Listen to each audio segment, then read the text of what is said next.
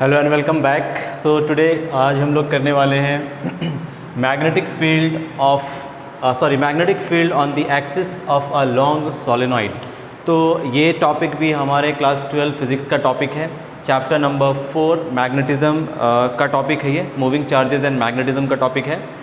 देखिए हम सबसे पहले तो यहाँ समझने वाले हैं एक सोलेनॉइड के अंदर जब हम वायर को इस तरह से बांध करके करंट फ्लो कराते हैं इस पूरे मटेरियल के अंदर, तो ये एक मैग्नेट की तरह बिहेव करता है। एंड हमें पता है दैट एक करंट कैरिंग वायर अगर किसी वायर में करंट कैरी कर रहा है तो वो वायर एक मैग्नेट की तरह बिहेव करेगा। तो यहाँ पे देखिए बेसिकली कॉन्सेप्ट ये है कि हम एक सिलेंड्रिकल पाइप जैसा एक स्ट्रक्चर ले लेंगे। जैसे यही एक स्ट्रक्चर है, देखो ये पेन एक सिलेंड्रिकल शेप का पेन है। अब इस पेन के ऊपर हम क्या करने वाले हैं, इंसुलेटेड वायर का रैपिंग करने वाले हैं। ठीक है, बहुत ही क्लोजली हम इसे रैप कर देंगे, बहुत ही पैक्ड वे में, क्लोज्ड वे में इसको बांधेंगे इस तरह से वायर को। तो वायर जब इसके ऊपर बांधा जाएगा और इस वायर पे जब करंट फ्लो कराया जाएगा तो ये बन जाएगा एक सोलेनॉइड। ठीक है, इसी पूरे स्ट्रक्चर का नाम है सोलेनॉइड। अब इसमें करंट आई फ्लो करने से कितना मैग्नेटिक फील्ड इसके एक्सिस पे बनता है ये हम देखने वाले हैं। तो सबसे पहले तो यहाँ पे हमें कुछ अजम्पशंस लेना पड़ेगा। जैसे फॉर एग्जांपल हमें पहले तो ये अज्यूम करना पड़ेगा कि ये जो सोलेनॉइड है, एक सेकेंड रुक जाओ, हम जो सोलेनॉइड कंसीडर कर रहे हैं ये एक लॉन्ग सोलेनॉइड है। ये एक लॉन्ग सोलेनॉइड है। लॉन्ग सोलेनॉइड का क्या मतलब होता है थोड़ा इसे समझ लेते हैं। लॉन्ग सोलेनॉइड हम उस सोलेनॉइड को कहेंगे जिसका लेंथ उसके रेडियस के कंपैरिजन में बहुत ज़्यादा होगा। फॉर एग्जांपल अगर आप किसी सोलेनॉइड का रेडियस ले लेते हैं 0.5 सेंटीमीटर्स और उसका लेंथ ले लेते हैं 10 सेंटीमीटर्स, तो ये सोलेनॉइड एक लॉन्ग सोलेनॉइड कहलाता है। क्लियर है? रेडियस कितना लेंगे 0.5, एक एग्जांपल है ये। अगर आप लेंथ को रेडियस के कंपैरिजन में बहुत ज़्यादा ले लेंगे तो ये एक लॉन्ग सोलेनॉइड कहलाता है। तो यहाँ पर हमारा पहला अजम्पशन तो ये होगा कि ये एक लॉन्ग सोलेनॉइड है। दूसरा अजम्पशन हम ये लेंगे कि magnetic field inside the solenoid is uniform. ये यूनिफॉर्म मैग्नेटिक फील्ड बनाएगा अंदर में, मतलब इसके अंदर जो भी मैग्नेटिक फील्ड बनने वाले हैं वो यूनिफॉर्म होंगे। थर्ड अजम्पशन हम ये लेंगे, magnetic field outside this solenoid is zero. Solenoid के बाहर किसी भी रीजन को आप लेंगे वहाँ पे मैग्नेटिक फील्ड ज़ीरो आएगा। तो ये तीन अजम्पशंस लेकर के हम डेरिवेशन करेंगे। तो कितना मैग्नेटिक फील्ड होता है एक्सिस पे सोलेनॉइड का, मतलब इनसाइड द सोलेनॉइड, उसे हम लिखते हैं mu naught times of N I. Mu naught times of N I, ये होता है magnetic field inside the solenoid. इसका डायरेक्शन वगैरह हम पता कर सकते हैं।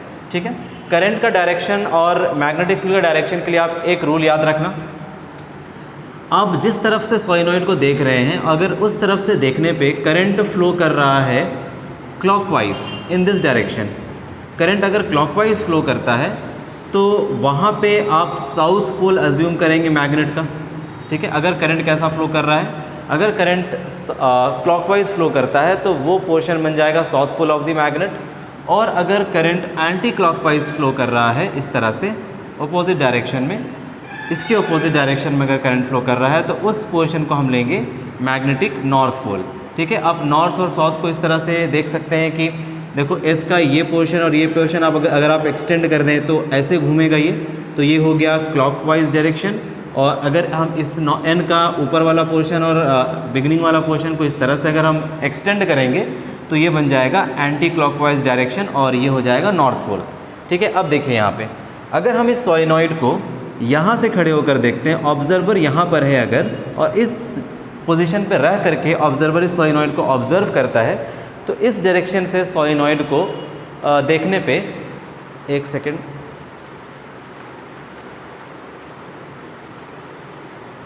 ओके अब ठीक है जी, ओके। तो इस डायरेक्शन से देखने पे इस ऑब्जर्वर को इस सोलेनॉइड में करंट का डायरेक्शन क्या दिखेगा। अब देखो ये हमारे पास ये सोलेनॉइड है, ये वायर पीछे से गया है सोलेनॉइड के ऐसे, तो करंट इसमें कुछ इस तरह से फ्लो कर रहा है। ठीक है, अगर आप यहाँ से देखेंगे तो करंट इस तरह से फ्लो कर रहा है। तो ये जो डायरेक्शन है, क्या ये डायरेक्शन क्लॉकवाइज डायरेक्शन है? और क्लॉकवाइज डायरेक्शन से हम मैग्नेट का कौन सा पोल अज्यूम करते हैं? क्लॉकवाइज डायरेक्शन से आता है साउथ पोल। दैट मीन्स इस सोलेनॉइड का ये वाला एंड साउथ पोल की तरह बिहेव करेगा और इसके ऑपोजिट में जो एंड होगा वो नॉर्थ पोल की तरह बिहेव करेगा, क्योंकि मैग्नेट में अगर एक साउथ पोल है तो दूसरा नॉर्थ पोल होगा। ठीक है, आप इधर से भी देख सकते हैं, जैसे ये सोलेनॉइड को अगर आप इधर से ऑब्जर्व करेंगे, मान लो आप यहाँ पे खड़े होकर के इस डायरेक्शन से सोलेनॉइड को देख रहे हैं, तो करंट देखिए ऐसे सोलेनॉइड है आपका, करंट देखिए ऐसे फ्लो कर रहा है, ये डायरेक्शन हुआ करंट का। तो अगर ये डायरेक्शन में करंट फ्लो कर रहा है तो आप देखकर बताओ ये डायरेक्शन कौन सा डायरेक्शन हुआ, एंटी क्लॉकवाइज डायरेक्शन हुआ। तो एंटी क्लॉकवाइज डायरेक्शन के लिए हम कौन सा पोल अज्यूम करेंगे, नॉर्थ पोल। कोई भी करंट कैरिंग लूप एक मैग्नेट की तरह बिहेव करता है और उसमें मैग्नेट का पोल पता करने के लिए आप करंट के डायरेक्शन को देखते हैं। जिस तरफ से देखने पे करंट का डायरेक्शन साउथ पोल दिखाई दे, करंट का डायरेक्शन क्लॉकवाइज हो, उसके लिए साउथ पोल मानेंगे, और जिस तरफ से देखने पे करंट एंटी क्लॉकवाइज डायरेक्शन में जाए तो उसे नॉर्थ पोल मानेंगे। तो ये देखो इस सोलेनॉइड का एक साउथ पोल हो गया और एक नॉर्थ पोल हो गया। तो क्या हम बोल सकते हैं कि ये साउथ पोल और नॉर्थ पोल एक मैग्नेटिक पोल से, दैट मीन्स ये मैग्नेटिक फील्ड बनाएगा, ये मैग्नेट हो गया। तो हमें पता है किसी भी बार मैग्नेट के अंदर एक साउथ पोल होता है और एक नॉर्थ पोल होता है, और फील्ड लाइंस नॉर्थ से साउथ की तरफ जाता है ना, नॉर्थ से साउथ की तरफ जाता है बाहर में, और अंदर में साउथ से नॉर्थ की तरफ जाएगा। That means magnetic field lines का डायरेक्शन नॉर्थ से साउथ होता है। तो ये देखिए हमारे पास ये नॉर्थ पोल है और ये साउथ पोल है। ठीक है, अब साउथ से नॉर्थ से साउथ कुछ ऐसा होगा, फील्ड लाइन का डायरेक्शन नॉर्थ से साउथ ऐसा कुछ होगा, है ना, और अंदर में क्या होगा, साउथ से नॉर्थ। तो मैग्नेटिक फील्ड अगर हम सोलेनॉइड के अंदर देखें तो ये हो जाएगा साउथ से नॉर्थ, कुछ ये डायरेक्शन होगा मैग्नेटिक फील्ड का, ऐसा डायरेक्शन होगा अंदर की तरफ, साउथ से नॉर्थ, और बाहर की तरफ ये ऐसे घूम करके नॉर्थ से साउथ आ जाएगा। हमें केवल अंदर का मैग्नेटिक फील्ड देखना है, इसीलिए हम अंदर का रीजन ही देखेंगे। तो अंदर में मैग्नेटिक फील्ड सोलेनॉइड के अंदर में कहाँ किस डायरेक्शन में है, फ्रॉम साउथ टू नॉर्थ। ठीक है, तो ये बेसिक क्लियर हो गया। अब हम डेरिवेशन पार्ट पे आएंगे और हम डेरिवेशन के लिए यूज़ करेंगे एम्पियर सर्किटल लॉ। ठीक है, अब इस पूरे सोलेनॉइड का हम एक 2 डायमेंशनल डायग्राम बनाएंगे ताकि हमें समझ आए और हम इसमें एम्पियर सर्किटल लॉ लगा पाएँ। आई होप इतना आपको समझ आ गया होगा। सोलेनॉइड का 2 डायमेंशनल डायग्राम हम बनाएंगे। यहाँ पे हमारे पास जो सोलेनॉइड था उस सोलेनॉइड में करंट ऐसे ऊपर से इस तरह से इस डायरेक्शन में फ्लो कर रहा था। ठीक है, तो आप देखेंगे अगर इस बोर्ड से तो ऊपर से करंट बाहर आ रहा था और नीचे से करंट अंदर जा रहा था। तो हम उस करंट को यहाँ पर रिप्रेजेंट करेंगे डॉट, दैट मीन्स यहाँ से करंट बाहर आ रहा है और यहाँ से करंट अंदर जा रहा है। ठीक है, एक सोलेनॉइड को लेंगे और उसको 20 से कट कर देंगे, है ना। 20 से कट करने के बाद आपको करंट का डायरेक्शन कुछ ऐसा दिखाई पड़ेगा, ये बाहर से आता हुआ और नीचे से अंदर जाता हुआ। तो ये एक लूप का करंट हो गया, ये दूसरे लूप का करंट हो गया, ये तीसरे लूप का, और एंड सो ऑन। ठीक है, और लेंथ ऑफ द सोलेनॉइड हमने क्या माना हुआ है, कैपिटल L, एंड रेडियस हमने R माना हुआ है। तो capital L is the length of the solenoid. अब हमें इसके रीजन, अंदर वाले रीजन में हमें मैग्नेटिक फील्ड पता करना है। तो मैग्नेटिक फील्ड का डायरेक्शन यूनिफॉर्म होता है इसके अंदर, तो यूनिफॉर्म मैग्नेटिक फील्ड बना लेते हैं इसके अंदर। देखिए ये हो गया सोलेनॉइड के अंदर का uniform magnetic field, this is the uniform magnetic field inside that solenoid. ठीक है, तो हमें अंदर के रीजन में मैग्नेटिक फील्ड पता करना है। तो एक रीजन हम मान लेते हैं, सपोज़ करो ये हमारे पास वो रीजन है जहाँ पे हम मैग्नेटिक फील्ड पता कर रहे हैं। Let this region be point P point पर हमें मैग्नेटिक फील्ड पता करना है। सो एम्पियर सर्किटल लूप लगाने का तरीका क्या है समझ लीजिए। पहले जिस लूप पे आप मैग्नेटिक फील्ड फाइंड करना चाहते हैं इससे कट करता हुआ एक सिंपल लूप बनाइए, जिसका ज्योमेट्री अच्छा हो, आप उससे मैग्नेटिक फील्ड कैलकुलेट कर पाएँ, वैसा लूप बनाइए। तो यहाँ पे हम एक रेक्टेंगुलर लूप बनाएंगे, इसको कट करता हुआ कुछ इस तरह से। ये जो लूप बना है हमारे पास, ये है एक रेक्टेंगुलर लूप। ठीक है, उसके बाद क्या करना है, हमें इस लूप का डायरेक्शन पता करना है।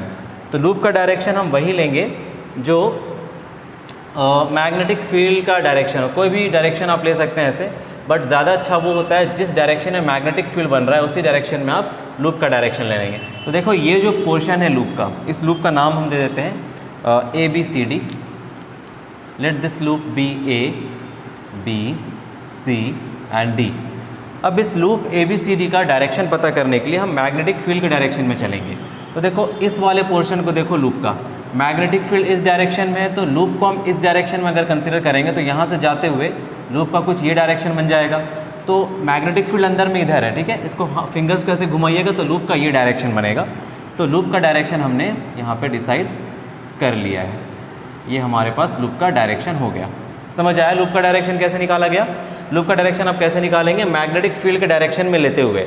तो वो पोर्शन देखो जो इस सोलेनॉइड के अंदर है, तो इस लूप का ये वाला पोर्शन सोलेनॉइड के अंदर है, तो इस पोर्शन में आप मैग्नेटिक फील्ड के डायरेक्शन में घूमो, मैग्नेटिक फील्ड ऐसा जा रहा है तो लूप भी ऐसा चलेगा। ठीक है, तो ये हो गया हमारा लूप का डायरेक्शन। अब देखो हमने क्या अज्यूम किया था स्टार्टिंग में? इनिशियली हमने अज्यूम किया था कि बाहर मैग्नेटिक फील्ड कितना होता है? 0 होता है।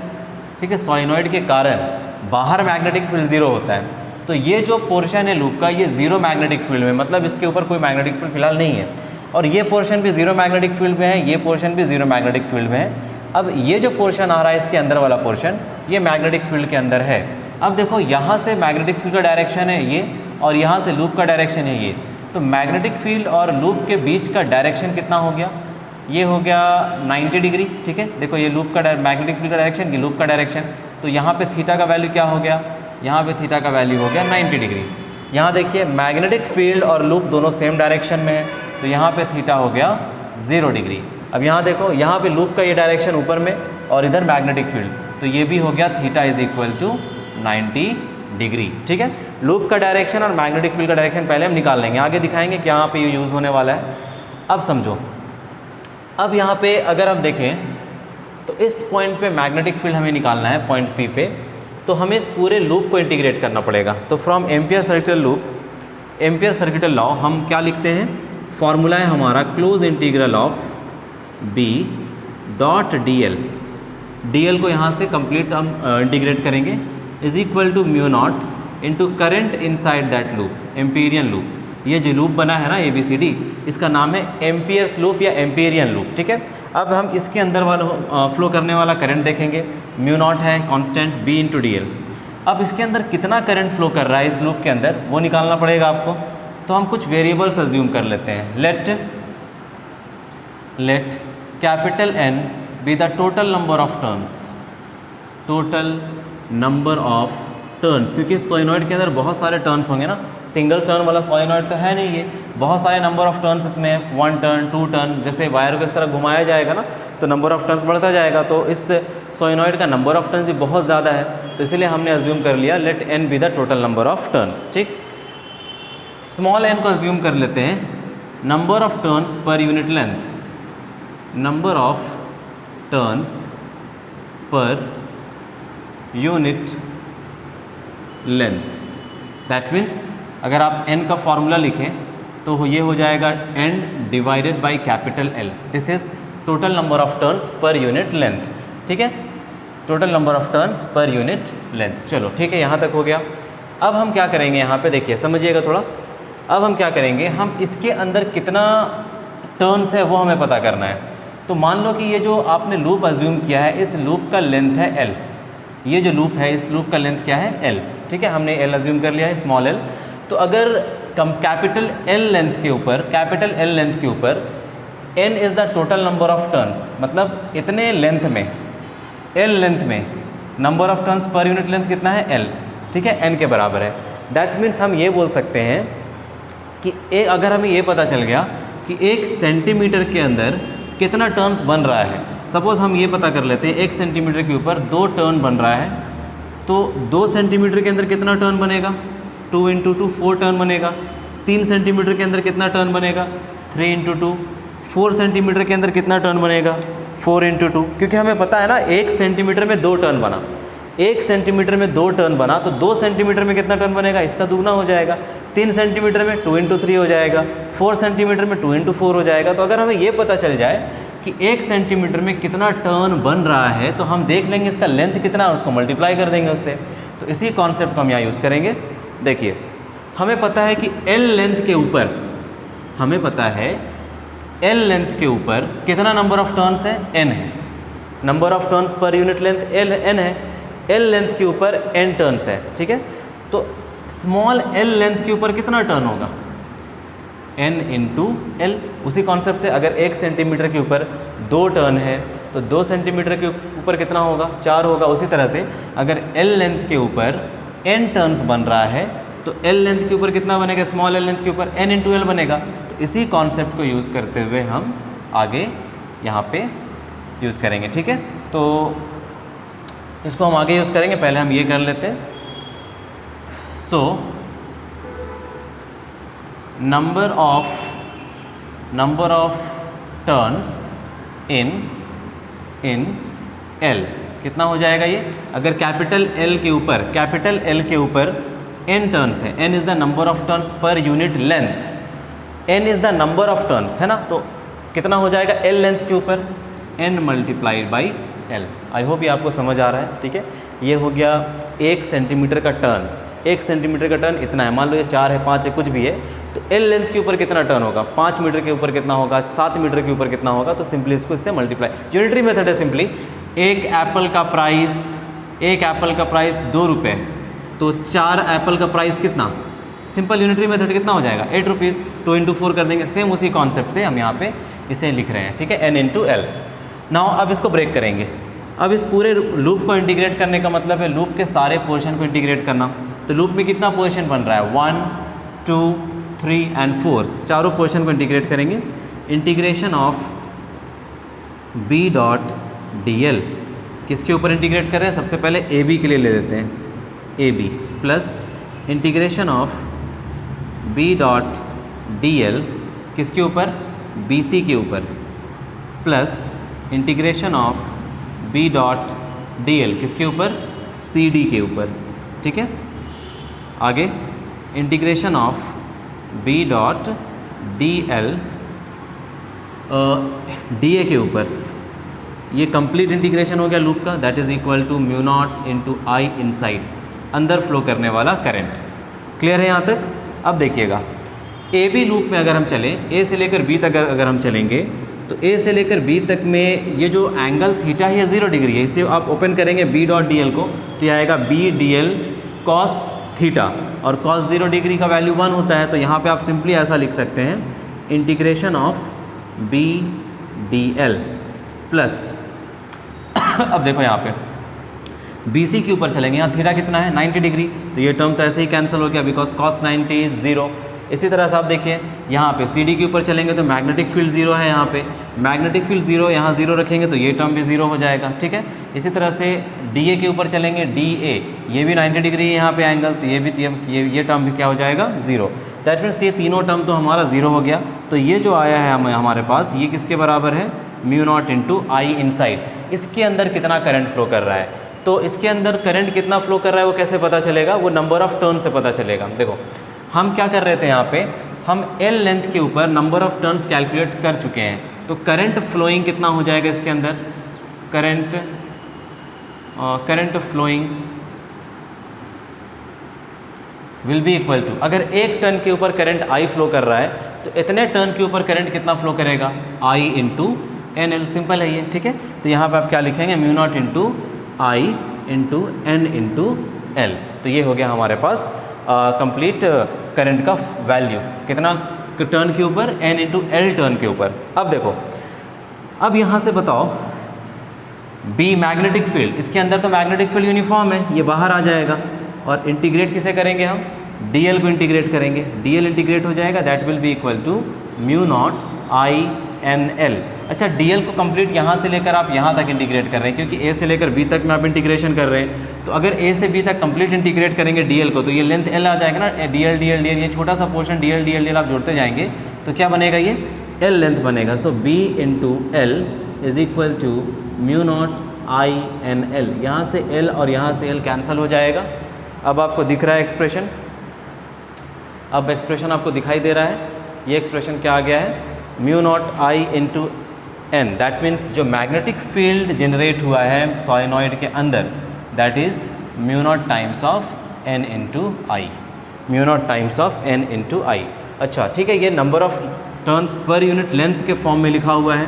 अगर आप टोटल नंबर ऑफ टर्न्स के फॉर्म में ये फॉर्मूला को लिखेंगे तो क्या लिखना पड़ेगा, आप लिखेंगे magnetic field is equal to mu naught into N divided by capital L, क्योंकि एन का फॉर्मूला देखो यहाँ पे क्या है, N is equal to capital N by L into I. तो ये फॉर्मूला भी आप याद रख सकते हैं। ठीक है, एक चीज़ का ध्यान रखना है आपको, ये जो मैग्नेटिक फील्ड आप निकाल रहे हैं ये लॉन्ग सॉलिनॉइड के लिए निकाल रहे हैं। ठीक है, शॉर्ट सोलेनॉइड के लिए आप नहीं निकाल रहे हैं। शॉर्ट सोलेनॉइड के लिए अगर आप फॉर्मूला निकालेंगे तो फॉर्मूला कुछ और आता है, ठीक है। ये फॉर्मूला कुछ ऐसा आता है यहाँ पे, या फिर चलो मैं इसे यहाँ पे बता देता हूँ। यहाँ तक क्लियर है?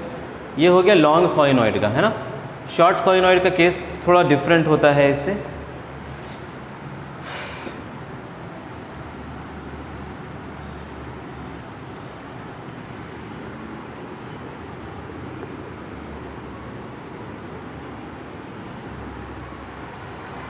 देखिए, अगर आप सोलेनॉइड को बहुत शॉर्ट लेकर चलेंगे तो इसका लेंथ और रेडियस एक दूसरे के कंपैरिजन में लगभग बराबर के इक्वल ही होगा। तो ये जो है सेम सोलेनॉइड है, बट इस बार ये शॉर्ट है।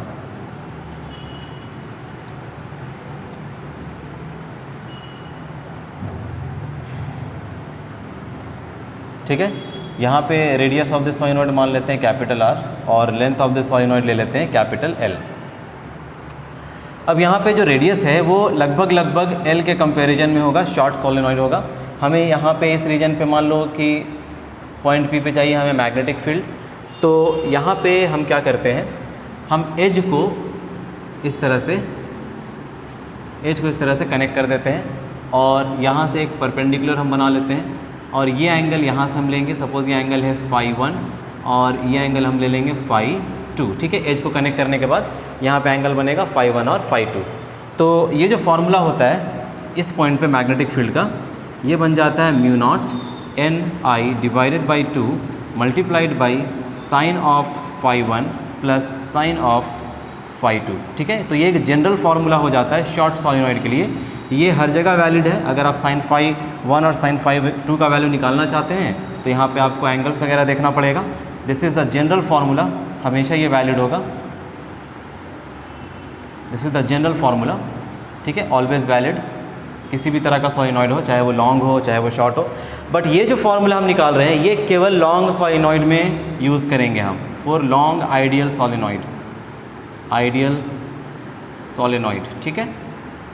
एक्सिस पे इतना मैग्नेटिक फील्ड आएगा। बट अगर शॉर्ट सोलेनॉइड बोला जाए या फिर कुछ और बोलकर बोला जाए, आइडियल ना हो लॉन्ग ना हो, तो ये फार्मूला यूज़ करेंगे। अब देखो ये जो फार्मूला आया है ये फार्मूला इसी फार्मूला से आया है। कैसे आया देखो, अगर हम इसका लेंथ को बहुत बड़ा एज्यूम कर दें, एल को बहुत ज़्यादा बढ़ा देते हैं तो ये लेंथ बहुत ज़्यादा हो जाएगा। ये सोलेनॉइड का लेंथ इन्फानाइट तक चला जाएगा, लॉन्ग हो जाएगा आर के कंपैरिजन में। तो ये जो एंगल बनेगा यहाँ से, ये एंगल काफ़ी बड़ा होगा। ये बड़ा होते होते होते होते ये इन्फिनिटी पे जा रहा है, दैट मीन्स ये बहुत बड़ा होगा।